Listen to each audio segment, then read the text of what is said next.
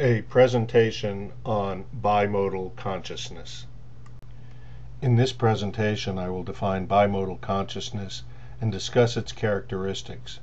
I will assess the evidence that bimodal consciousness acquires knowledge through the two hemispheres of the human brain, and will speculate upon the significance that split brain surgical procedures has had and can have on human consciousness research.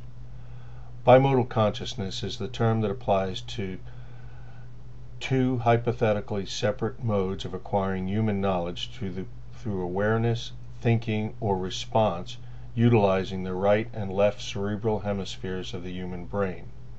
Consciousness and unconsciousness, abstract and concrete, and logical and emotional models are examples of bimodal consciousness.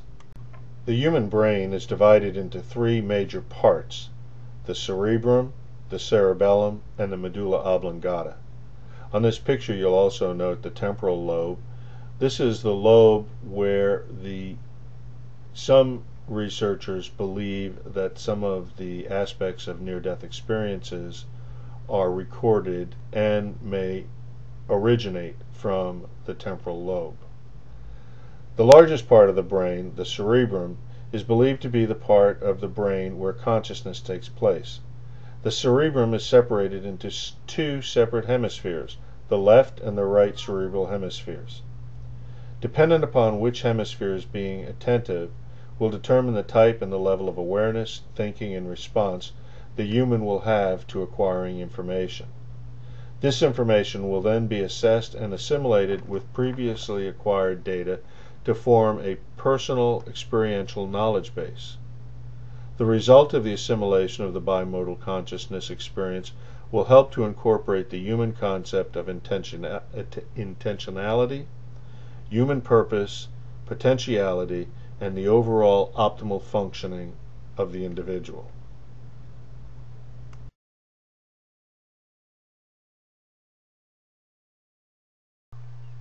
Both hemispheres of the human brain function and are conscious at all times, but the dominant brain hemisphere will be dependent upon the type of data and the required response activity. Different levels of consciousness affect the different hemispheres of the human brain. The left hemisphere is usually the dominant hemisphere for conscious activities and thought. The right hemisphere is considered the dominant hemisphere for unconscious processing. To define consciousness is difficult. The definition of consciousness is different from different researchers. According to Springer and Deutsch, consciousness is an especially confusing topic because the word means different things to different investigators. One calls consciousness a style of thinking or way of viewing the world. Another may use the term to mean self-awareness. Yet another may mean all the information of which one is aware at a given moment.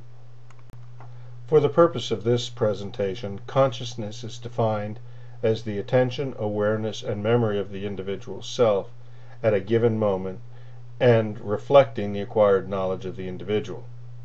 Psychologist Julian Jaynes states consciousness is learned on the basis of language and taught to others. It is a cultural invention rather than a biological necessity. According to Springer and Deutsch, the bimodal consciousness characteristics can be formed into 5 main groups of processes which form a bimodular consciousness hierarchy. These 5 groups represent consciousness and unconscious activities and awareness that affect human thinking and response. These consciousness activities are associated with and take place in the right and left hemisphere of the brain. The right hemisphere of the brain handles nonverbal, visual spatial activities, simultaneous spatial and analogical activities, gestalt, which is together, synthetic activities, intuitiveness activities, and Eastern thought. The left hemisphere, on the other hand, handles verbal, sequential, temporal, and digital activities, logical and analytical activities, and rational thought, including Western thought. The basic difference between these characteristic processes of bimodal consciousness is in how data are processed and interpreted as information by the mind. Each hemisphere is capable of handling many kinds of tasks, but often the efficiency and approach of and to the task differs from the other hemisphere dependent upon its characteristics. David Galen believes that although each hemisphere is exposed to the same sensory input, it effectively receives a different input because each emphasizes only one of the messages. The left will attend to the verbal cues and the right will attend to the nonverbal cues.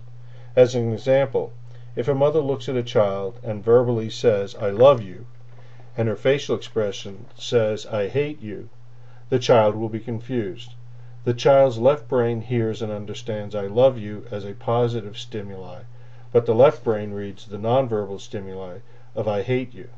The child becomes uncomfortable because it rationally hears one thing, however intuitively it knows another, based upon previous learning.